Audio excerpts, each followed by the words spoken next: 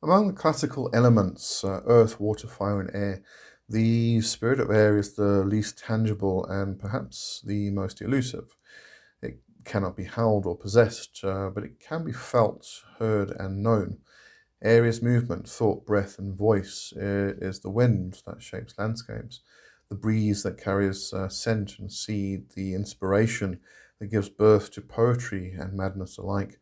In magical and esoteric traditions across time, the spirit of air has been invoked as a guiding force in divination, communication, mental clarity, and the transmission of knowledge between worlds.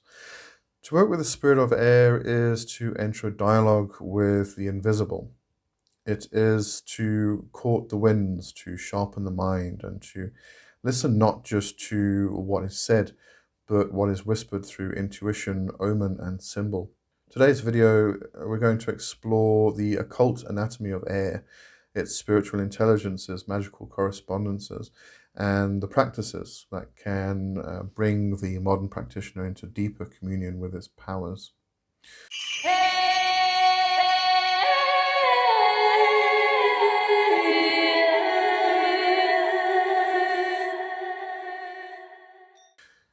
Air, in the classical sense, is more than just the gaseous matter surrounding the planet.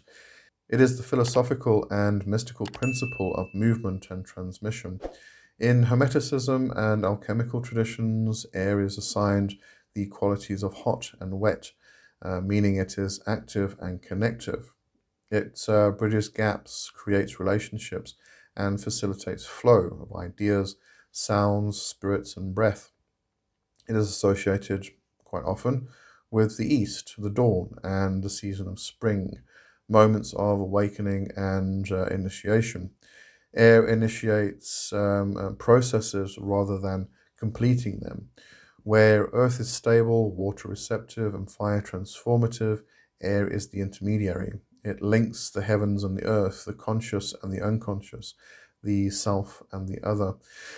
In terms of the human body and psyche, air governs the lungs, breath, voice, and nervous system. It is also tied to the intellect, imagination, memory, and perception. To invoke air is to seek clarity, vision, perspective, and at times to embrace the chaos and velocity that comes with change and movement. In Western occultism, the spirit of air is often personified through elemental beings known as sylphs. These are intelligent, swift, and often fickle spirits of the wind and sky.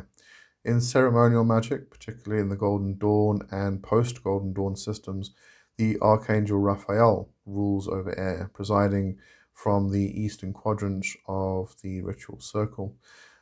His name means God heals, and he governs intellect, communication, science, and spiritual healing.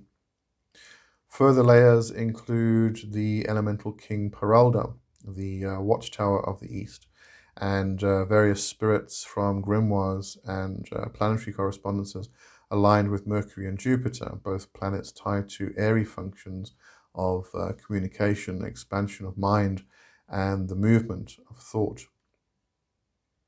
In modern demonolatry, we find Lucifer in this aspect.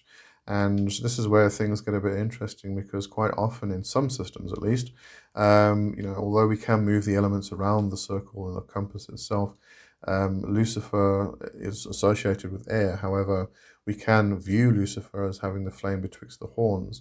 We can also view the east as the place where we find the rising sun. And some systems will actually associate the place of the eastern direction as being that of fire and not of air. But in modern demonolatry, we find Lucifer in this aspect of the east and of the element of air itself. In folk traditions, air may appear less abstract and more intimately local. The wind as an omen whistling to summon spirits, or the direction of the east honored at sunrise. Many shamans, witches, and cunning folk have seen wind as a carrier of spirits and messages.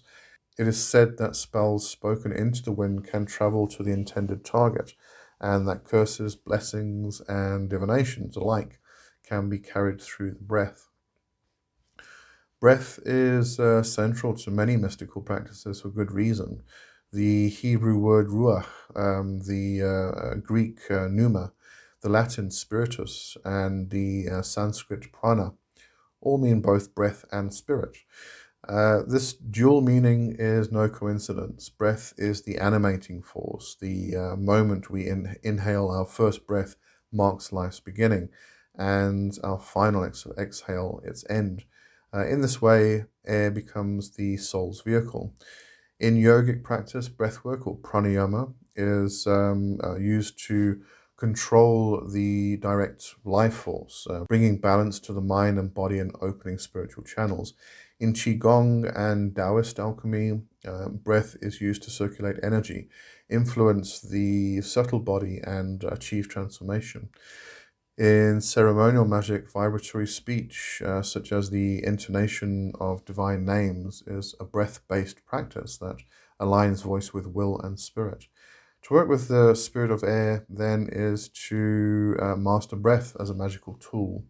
Whether it is a whisper into a spell bag, a forceful exhalation in banishment, or the steady inhalation of trance work, breath becomes a conduit for spirit to enter, act, and depart. Air is traditionally associated with the athame, or sword, tools of thought, clarity, and willpower. They divide and direct. However, in some Wiccan traditions, air is instead assigned to the wand, highlighting the directing quality of intention and subtle force. This variance is a reminder that elemental systems are maps, not territories, and practitioners must work with what resonates and functions within their personal cosmology. Some correspondences. Colors would include yellow, white, pale blue, and silver. Incense and scents themselves: frankincense, lavender, sage, lemongrass. Stones would include citrine, fluorite, and clear quartz.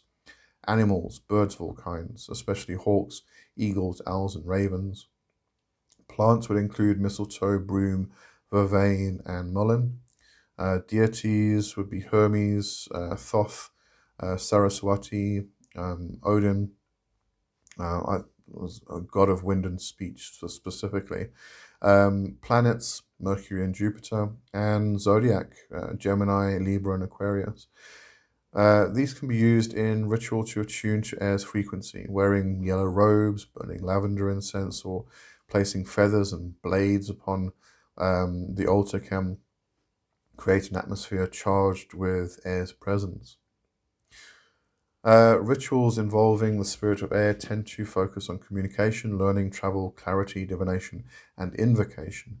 A few methods would include just some examples. So, firstly, opening the east, face the east, the direction of sunrise and illumination. Ring a bell or chime, call upon Raphael or Peralda or Lucifer, whichever aspect you place in that direction as the actual watchtower or king or guardian of air.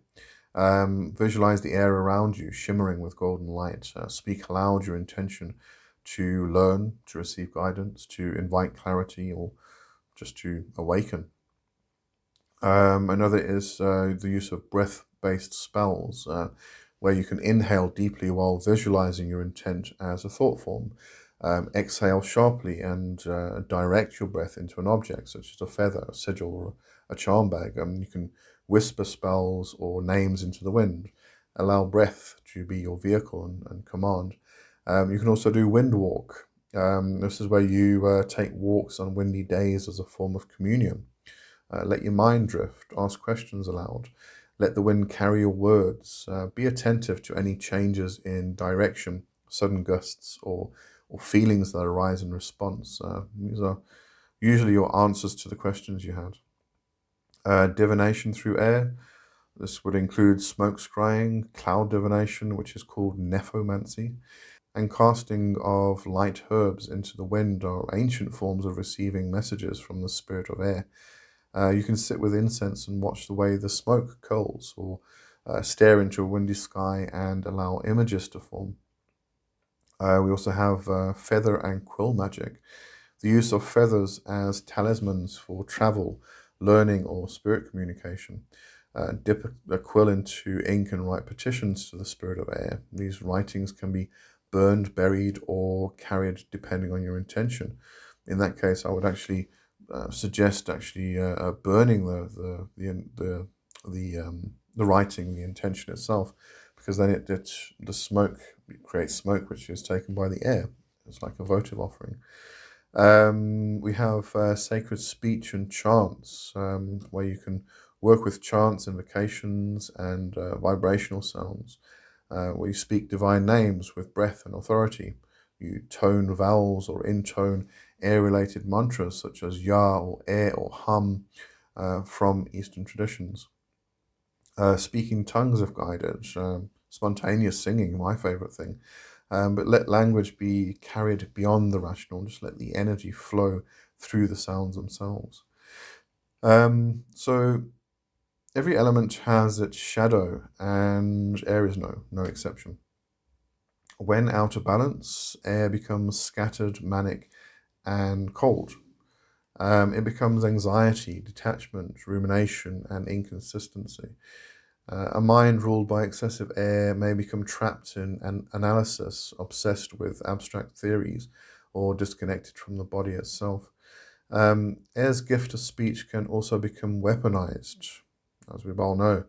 Gossip, lies, gaslighting, or spiritual bypassing can all stem from a distorted air current. So too can delusion and self-deception. The spirit of air demands truth, but truth that has been tested, tempered, and transmitted clearly. It's important to ground air practices in the body through breath, movement, or connection with earth. If one is doing heavy mental or spiritual work, follow it with rest, journaling, or physical tasks to ensure that energy is anchored. In our modern digital age, air has taken on a new form. The internet, wireless signals, electromagnetic fields, and social media are all expressions of the air principle. Transmission through invisible means. If Hermes once traveled with winged sandals, today he rides the Wi-Fi signal and the fiber optic cable. Emails, tweets, podcasts, live streams, all are modern expressions of air-based magic.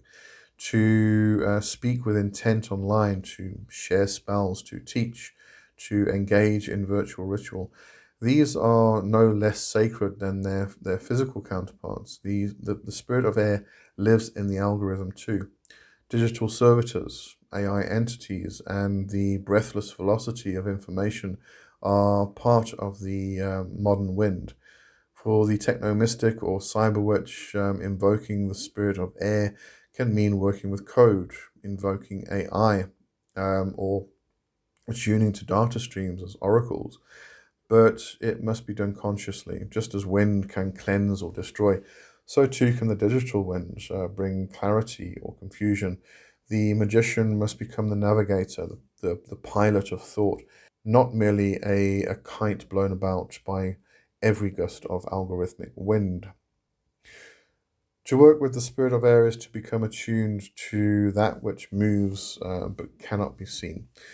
It is to sharpen one's awareness, cultivate stillness without motion, and learn the power of language, silence, and breath. Air is not only a means of communication, it is the message, the medium, and the messenger. As we move further into a world dominated by intangible forces, digital networks, artificial intelligences, and increasingly abstract realities, the spirit of air becomes more relevant than ever. To master it is to master our minds, our voices, and our power to influence the unseen. Call to the wind, listen to the silence between words, speak with breath and spirit, and let the currents of air carry you, not away, but actually through. Okay, so that's, I'm going to do a bit of a series where each month I'll go through one of the elements and we can kind of discuss it from these various perspectives. So I hope you enjoyed that, and thanks for listening, and I'll see you next time. Cheers. Bye-bye.